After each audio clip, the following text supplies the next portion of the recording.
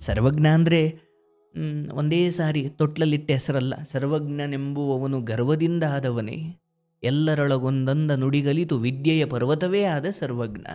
ಅವನೇನು ಹುಟ್ಟುತ್ತಾಯಿಂದ ಬಂದವನು ಸರ್ವಜ್ಞ ಅಲ್ಲ, ಅಥವಾ ಹುಟ್ಟುತ್ತಾನೆ ತೊಟ್ಲಲ್ಲಿ ಶ್ರೀನಿವಾಸ, ವೆಂಕಟೇಶ, ಗೋವಿಂದ, ನಾರಾಯಣ, ಮಹಾದೇವ, ಮಹೇಶ, ಸುರೇಶ ಅಂತ ಹೆಸರಿಡ್ತಾರಲ್ಲ, ಹಂಗೆ ತೊಟ್ಲಲ್ಲಿ ಇಟ್ಟ ಹೆಸರಲ್ಲ ಸರ್ವಜ್ಞ. ಸರ್ವಜ್ಞನೆಂಬುವವನು ಗರ್ವದಿಂದ ಆದವನೇ, ಅದು ಅಹಂಕಾರದಿಂದ ಬಂದದ್ದಲ್ಲ. ಎಲ್ಲರೊಳಗೊಂದೊಂದ ನುಡಿಗಲಿತು ವಿದ್ಯೆಯ ಪರ್ವತವೇ ಆದ ಸರ್ವಜ್ಞ.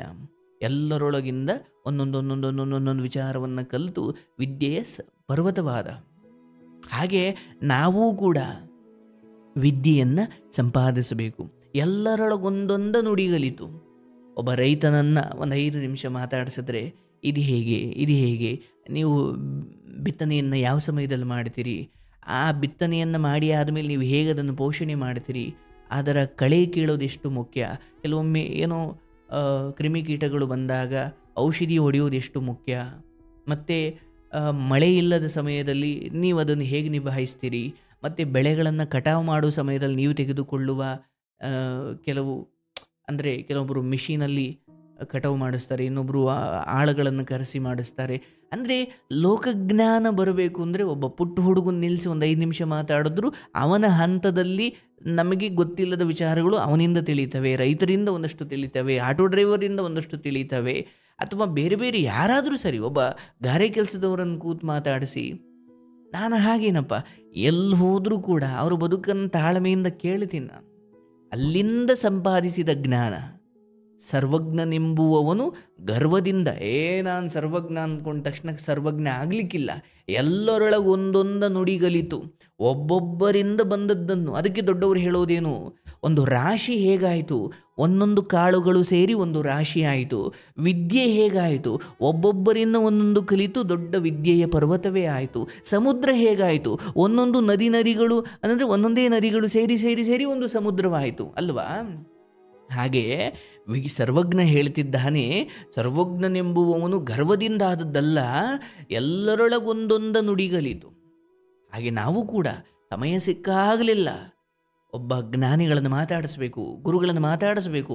ಯಾರೂ ಸಿಗಲಿಲ್ವಾ, ಪುಸ್ತಕವನ್ನು ಓಪನ್ ಮಾಡಬೇಕು, ನಾವೇ ಓದಬೇಕು. ಇಲ್ಲ ಹೆಂಡತಿ ಹತ್ರ ಮಾತಾಡಬೇಕು, ಮಕ್ಕಳ ಹತ್ರ ಮಾತಾಡಬೇಕು. ಎಂಥ ಮಾತು, ಸುಮ್ಮನೆ ವ್ಯರ್ಥ ಮಾತಲ್ಲ. ಅವರಿಗೂ ಒಂದು ತಿಳುವಳಿಕೆ, ನಿಮಗೂ ಒಂದು ತಿಳುವಳಿಕೆ. ಗಂಡ ಹೆಂಡತಿಯ ನಡುವೆ ಸುಮ್ಮನೆ ಮಾತು ಎಲ್ಲರ ನಡುವೆನೂ ನಡೆಯುತ್ತೆ, ವ್ಯರ್ಥ ಪ್ರಲಾಪ ಎಲ್ಲರ ನಡುವೆನೂ ನಡೆಯುತ್ತೆ. ನಿಮ್ಮ ಹೆಂಡತಿಯನ್ನು ನೀವು ಕೇಳಿ, ನಿಮ್ಮ ಮನೇಲಿ ಏನು ಕಷ್ಟಪಟ್ರಿ, ನೀವು ಎಷ್ಟು ಕಷ್ಟಪಟ್ಟು ಓದಿದ್ರಿ, ನಿಮ್ಮ ತಂದೆ ತಾಯಿಗಳು ನಿಮಗೆ ಬೇಕಾದನ್ನೆಲ್ಲ ಕೊಡಿಸ್ತಾ ಇದ್ರಾ? ಯಾಕಂದರೆ ನಾವು ಹೆಂಡತಿ ಕಟ್ಕೊಂಡಿದ್ದೀನಿ, ನಾನು ಹೇಳ್ದಂಗೆ ಕೇಳಬೇಕು ಅಥವಾ ಏನೋ ನಡೀತಾ ಇದೆ. ಆದರೆ ಹೆಂಡತಿದು ಒಂದು ಜೀವನ ಇದೆ ಅಲ್ವಾ. ಹಂಗೆ ಒಂದು ದಿವಸ ನಿಮ್ಮ ಹೆಂಡತಿಯನ್ನು ಮನೇಲಿ ಚೇರ್ ಮೇಲೆ ಕೂರಿಸಿ ವೀಕೆಂಡ್ ವಿತ್ ರಮೇಶ್ ಥರ ನೀವೇ ಕೇಳಬೇಕು, ನೀವು ಎಲ್ಲಿ ಓದಿದ್ರಿ, ನೀವು ಹೆಂಗೆ ಬೆಳೆದ್ರಿ, ಏನೇನಾಯಿತು ನಿಮ್ಮ ಜೀವನದಲ್ಲಿ. ಹಂಗೆ ಹೆಂಡತಿ ಬಗ್ಗೆ ತಿಳ್ಕೊಳ್ಬೇಕು, ಹಂಗೆ ಗಂಡನ ಬಗ್ಗೆನೂ ತಿಳ್ಕೊಳ್ಬೇಕು ಅಲ್ವಾ. ಹೀಗೆ ಒಬ್ಬೊಬ್ಬರಿಂದ ಒಂದೊಂದು ನುಡಿಗಲಿತು ನಾವು ವಿದ್ಯೆಯ ಪರ್ವತವೇ ಆಗಬೇಕು. ಆಗ ನಮ್ಮ ಜೀವನ ತಣ್ಣಗಿರುತ್ತೆ ಅಲ್ವಾ, ಪ್ರಶಾಂತವಾಗಿರುತ್ತೆ. ನಾವು ಯಾವತ್ತೂ ಕೂಡ ನಮ್ಮ ಹೆಂಡತಿ ಬಾಲ್ಯ ಹೇಗಿತ್ತು ಅಥವಾ ಅವಳು ಹೇಗೆ ಬೆಳ್ಕೊಂಡು ಬಂದಳು ಕೇಳಿರಲ್ಲ, ಅಥವಾ ನಮ್ಮ ಗಂಡ ಹೇಗೆ ಅಂದರೆ ಮದುವೆ ಆದ ಆಮೇಲೆ ಏನಾಯಿತು ಗೊತ್ತಿರುತ್ತೆ, ಅದಕ್ಕೆ ಮುಂಚೆ ಏನಾಯಿತು ನಮಗೆ ಗೊತ್ತಿರಲ್ವಲ್ಲ. ಅದನ್ನು ಸುಮ್ಮನೆ ವ್ಯರ್ಥವಾಗಿ ಕೇಳಿ ಅಂತಲ್ಲ, ಅಲ್ಲೊಂದು ಏನು ತಿಳ್ಕೊಳ್ಳೋದಿರುತ್ತೆ. ಅಯ್ಯೋ ನನ್ನ ಗಂಡ ನನ್ನ ಬಾಲ್ಯದ ಕಥೆಗಳನ್ನು ಕೇಳ್ತಿದ್ದಾನಪ್ಪ, ಅಯ್ಯೋ ಎಷ್ಟು ಪ್ರೀತಿಯಿಂದ ಕೇಳುತ್ತಾನಲ್ವ ಅಂತ ಆಕೆಗೆ ಅನ್ನಿಸಬಹುದಲ್ವ. ಸೊ ಹಾಗಾಗಿ ಸರ್ವಜ್ಞನೆಂಬುವವನ ಮಾತುಗಳಿದ್ದಾವಲ್ಲ, ಅದು ಶೂಲ, ಏನು ಎದೆಗೆ ಬಾಣದ ರೀತಿಯಲ್ಲಿ ಸತ್ಯದ ಬಾಣ ಅದು. ಆ ಸರ್ವಜ್ಞ ಹೇಳ್ತಾನೆ, ಈ ಜಗತ್ತಿನಲ್ಲಿ ಯಾವುದು ಲೇಸು ಅಂತ, ಯಾವುದು ಚಂದ, ಅಥವಾ ಹೇಗಿದ್ರೆ ಈ ಜಗತ್ತು ಚೆಂದಾಗಿರುತ್ತೆ ಅಂತ, ಅಥವಾ ಮನುಷ್ಯನ ಜೀವನ ಚೆಂದಾಗಿರುತ್ತೆ. ಸರ್ವಜ್ಞ ಹೇಳ್ತಾನೆ, ಇಂಬಿನ ಮನೆಲೇಸು ಶಂಭುವಿನ ದಯಲೇಸು, ನಂಬಿಗೆಯ ನೀವ ನೃಪಲೇಸು, ಕೆರೆ ಬಾವಿ ತುಂಬಿರಲು ಲೇಸು ಸರ್ವಜ್ಞ. ಇಂಬಿನ ಮನೆಲೇಸು ಶಂಭುವಿನ ದಯಲೇಸು. ಇಂಬಿನ ಮನೆ ಅಂದ್ರೇನು? ಆಶ್ರಯ ನೀಡುವ ಮನೆ. ಅಂದರೆ ಒಂದು ಮನೆ ಅಂತ ಅದು ಯಾವಾಗ ಅನ್ನಿಸ್ಕೊಳ್ಳುತ್ತೆ? ಅತಿಥಿಗಳ ಸತ್ಕಾರವಾದರೆ ಆ ಮನೆಯಲ್ಲಿ ಬಂದಂತಹ ಅತಿಥಿಗಳನ್ನು ಒಂದು ಹೆಣ್ಣು, ಆ ಮನೆಯ ಗರ್ತಿ, ಆ ಮನೆಯ ಯಜಮಾನಿ ಅಥವಾ ಅತಿಥಿಗಳಿಗೆ ಆ ಮನೆಯ ಬಾಗಿಲು ಸದಾ ತೆರೆದಿರಬೇಕು. ಬಂದವರಿಗೆ ಆಶ್ರಯ, ಅನ್ನ ಕೊಡಬೇಕು. ಇಂಬಿನ ಮನೆಯಲೇಸು ಅಂದರೆ ನಿಮಗೂ ಆಶ್ರಯ, ಜೊತೆಗೆ ಯಾವ ಮನೆಯಲ್ಲಿ ಅತಿಥಿ ಸತ್ಕಾರ ನಡೆಯುತ್ತೋ ಆ ಮನೆ ಲೇಸು, ಆ ಮನೆ ಸಾರ್ಥಕ. ಅದು ಬಿಟ್ಟು ಒಬ್ಬರು ನೆಂಟ್ರನ್ನ ಕರೆದು ಕಳಿಸಲ್ಲ, ಒಬ್ರಿಗೂ ಒಂದೊತ್ತು ವರ್ಷದಲ್ಲಿ ಒಂದು ದಿನ ಯಾರನ್ನೂ ಕರೆದು ಊಟ ಮಾಡಿಸಲ್ಲ ಅಥವಾ ಯಾರಿಗೂ ಆಶ್ರಯ ಕೊಡಲ್ಲ. ಆ ಮನೆ ವ್ಯರ್ಥ ಅಲ್ವಾ? ಮನೆ ಅಂದರೆ 4 ಜನ ಬಂದು ಕೂತು, ಏನೋ ಈ ದಿಸ ಅಂತ ಅಲ್ಲ, ಎಲ್ಲ ವರ್ಷಕ್ಕೊಮ್ಮೆ ಬಂಧು ಬಳಗದವ್ರನ್ನ ಕರಿಬೇಕು ಅಥವಾ ಅಕಸ್ಮಾತಾಗಿ ಬಂದ ಅತಿಥಿಗಳನ್ನು ಸತ್ಕಾರ ಮಾಡಬೇಕು. ಆ ಮನೆ ಲೇಸು. ಇಲ್ಲ ಅಂದರೆ ಅದು ದೆವ್ವದ ಮನೆ. ಒಬ್ಬರನ್ನ ಕರೆಯಲ್ಲ, ಒಬ್ಬರನ್ನ ಕಳಿಸಲ್ಲ, ಅಕಸ್ಮಾತ್ ಬಂದವರನ್ನು ಕೂಡ ಒಂದು ಅರೆಗಳಿಗೆ ಕೂರಿಸಿ ಮಾತನಾಡಿ ಅವರ ಹೊಟ್ಟೆ ತುಂಬಿಸಿ ಕಳಿಸಲ್ಲ, ಏನೂ ಇಲ್ಲ. ಅಂತಹ ಮನೆ ಲೇಸಲ್ಲ, ಅಂತಹ ಮನೆ ದರಿದ್ರ ಅಥವಾ ಅಂತಹ ಮನೆ ವ್ಯರ್ಥ. ಇಂಬಿನ ಮನೆ ಲೇಸು, ಇಂಬಿನ ಮನೆ ಇರಬೇಕು. ಅಂದರೆ ಅತಿಥಿ ಸತ್ಕಾರ ಮಾಡುವ 4 ಜನರನ್ನು ಹಾರೈಸುವ ಅಥವಾ ಸತ್ಕರಿಸುವ ಬುದ್ಧಿ ಇರುವ ಮನೆ ಇದ್ದರೆ ಆ ಮನೆ ಲೇಸು. ಶಂಭುವಿನ ದಯಲೇಸು. ಎರಡನೇದು ಶಂಭುವಿನ ದಯಲೇಸು. ಶಂಭು ಅಂದರೆ ಭಗವಂತ ಅಥವಾ ಈಶ್ವರ ಅಂತ ಅರ್ಥ. ಇಂಬಿನ ಮನೆಲೇಸು ಶಂಭುವಿನ ದಯಲೇಸು.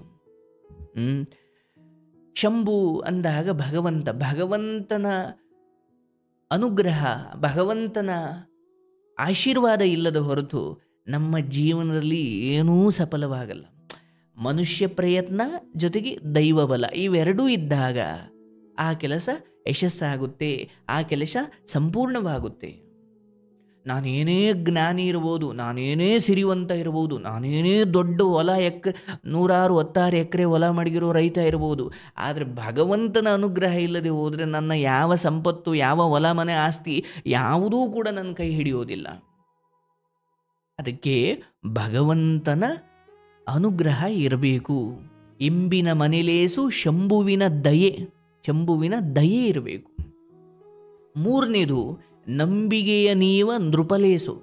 ನೃಪ ಅಂದರೆ ರಾಜ, ಅಂದರೆ ಒಂದು ರಾಜ್ಯದ ರಕ್ಷಣೆ ರಾಜನ ಕರ್ತವ್ಯ.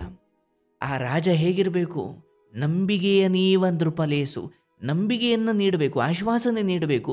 ಪ್ರಜೆಗಳೇ, ನಾನಿದ್ದೀನಿ, ನಿಮ್ಮ ಕಷ್ಟ ನನ್ನ ಕಷ್ಟ, ನಿಮಗೆ ತೊಂದರೆ ಆಗದಂಗೆ ನಾನು ನಿಮ್ಮನ್ನು ರಕ್ಷಣೆ ಮಾಡ್ತೀನಿ, ನಾನು ನಿಮ್ಮನ್ನು ಕಾಯ್ತೀನಿ, ನಾನು ನಿಮಗೆ ಅನ್ನ ನೀರು ಒದಗಿಸ್ತೀನಿ, ನಾನು ನಿಮಗೆ ಕೆಲಸ ಒದಗಿಸ್ತೀನಿ, ನಾನು ನಿಮಗೆ ಶತ್ರುಗಳಿಂದ ರಕ್ಷಣೆ ಒದಗಿಸ್ತೀನಿ. ಹೀಗೆ ನಂಬಿಕೆಯನ್ನು, ಆಶ್ವಾಸನೆಯನ್ನು ನೀಡುವ ರಾಜ ಇದ್ದರೆ ಅದು ಅದ್ಭುತ. ಇಂಬಿನ ಮನೆಲೇಸು ಭಗವಂತ, ಶಂಭುವಿನ ದಯಲೇಸು ನಂಬಿಕೆಯ ನೀವ. ಅಂದರೆ ಒಬ್ಬ ರಾಜನೇ ಪ್ರಜೆಗಳಿಗೆ ಹಿಂಸೆ ಕೊಡ್ಲಿಕ್ಕೆ ಶುರು ಮಾಡಿಬಿಟ್ರೆ, ಇಲ್ಲದ ಸಲ್ಲದ ಟ್ಯಾಕ್ಸ್ ಹಾಕ್ಬಿಡೋದು, ಇಲ್ಲದ ಸಲ್ಲದ ಕೆಟ್ಟ ಕಾನೂನುಗಳು ತಂದುಬಿಡೋದು, ಕಠಿಣ ಕಾನೂನುಗಳನ್ನು, ಚಿಕ್ಕ ತಪ್ಪುಗಳಿಗೆಲ್ಲ ಕೈಕಾಲು ಕತ್ತರಿಸುವಷ್ಟು ಕೆಟ್ಟ ರಾಜ ಆಗಿಬಿಟ್ರೆ ಆ ರಾಜ್ಯ ನರಕ ಅಲ್ವಾ? ಆದರೆ ನಂಬಿಕೆಯ ನೀವ ನೃಪ, ಜನರನ್ನು, ಪ್ರಜೆಗಳನ್ನೇ ಪ್ರಭುಗಳು ಅಂತ ಭಾವಿಸಿ ಆ ಪ್ರಜೆಗಳ ರಕ್ಷಣೆ ಮಾಡುವ ರಾಜ ಇದ್ದರೆ ಅಂಥ ರಾಜ್ಯ ಸ್ವರ್ಗ. ಇನ್ನು ಕೊನೆಯದಾಗಿ ಕೆರೆಬಾವಿ ತುಂಬಿರಲು ಲೇಸು ಸರ್ವಜ್ಞ. ಊರು ತುಂಬ ಕೆರೆಗಳಿದ್ದಾವೆ, ಊರಲ್ಲೆಲ್ಲ ಬಾವಿಗಳಿದ್ದಾವೆ. ಕೆರೆಬಾವಿ ತುಂಬಿರಲು ಲೇಸು ಸರ್ವಜ್ಞ. ಆದರೆ ಆ ಕೆರೆ ಬಾವಿಗಳಲ್ಲಿ ನೀರೇ ಇಲ್ಲ ಅಂದರೆ ಎಷ್ಟು ಕೆರೆ ಎಷ್ಟು ಬಾವಿ ಇದ್ದೇನು ಪ್ರಯೋಜನ? ಕೆರೆ ಬಾವಿಗಳು ತುಂಬಿದರೆ ಮನುಷ್ಯರು ಅಥವಾ ದನಕರುಗಳು ಅಥವಾ ಬೇರೆಲ್ಲ ಜೀವರಾಶಿಗಳು ಸಮೃದ್ಧವಾಗಿರ್ತವೆ. ಎಷ್ಟು ಚೆನ್ನಾಗಿದೆ! ಇಂಥದ್ದೊಂದು ಜೀವನ ಇರಬೇಕು ನಮಗೆ. ಒಳ್ಳೆ ಮನೆ ಎಲ್ಲ ಕಷ್ಟಪಟ್ಟು ಹೋದರೆ ಒಂದು ಹೆಂಡತಿ ಮಕ್ಕಳು ನಮ್ಮದೇ ಅಂತ ಒಂದು, ಅದು ಬಾಡಿಗೆ ಮನೆಯೋ ಸ್ವಂತ ಮನೆಯೋ ನಿಮ್ಮದು ಅಂತ ಒಂದು ನೆಲೆ. ಆ ಮನೆ ಹೇಗಿರಬೇಕು? ನಿಮಗೂ ಆಶ್ರಯ ಮಾಡಲಿಕ್ಕೆ ಜಾಗ, ಆದರೆ ಅತಿಥಿಗಳಿಗೂ ಆ ಮನೆ ಸದಾ ತೆರೆದಿರಬೇಕು. ಅದು ಇಂಬಿನ ಮನೆ. ಇಂಬಿನ ಮನೆಲೇಸು ಶಂಭುವಿನ ದಯಲೇಸು, ಭಗವಂತನ ದಯೆ ಅನುಗ್ರಹ ಇರಬೇಕು. ನಂಬಿಗೆಯ ನೀವಂದ್ರುಪಲೇಸು, ಒಳ್ಳೆ ಆಡಳಿತ ಇರೋ ದೇಶ ರಾಜ್ಯದಲ್ಲಿ ನೀವು ಬದುಕಿದ್ರೆ, ಜೊತೆಗೆ ಕೆರೆಬಾವಿ ತುಂಬಿದ್ರೆ ನಿನ್ನ ಬದುಕು ಅದ್ಭುತ. ಎಂಥ ಮಾತು! 2-3 ಸಾಲಲ್ಲಿ ಮುಗಿಸ್ಬಿಟ್ಟಿದ್ದಾರೆ ಸರ್ವಜ್ಞ ಅಲ್ವಾ. ಇಂಬಿನ ಮನೆಲೇಸು ಶಂಭುವಿನ ದಯಲೇಸು, ನಂಬಿಗೆಯ ನೀವಂದ್ರುಪಲೇಸು, ಕೆರೆಬಾವಿ ತುಂಬಿರಲು ಲೇಸು ಸರ್ವಜ್ಞ. ಇದು ಈ ತ್ರಿಪದಿಯ ಅರ್ಥ.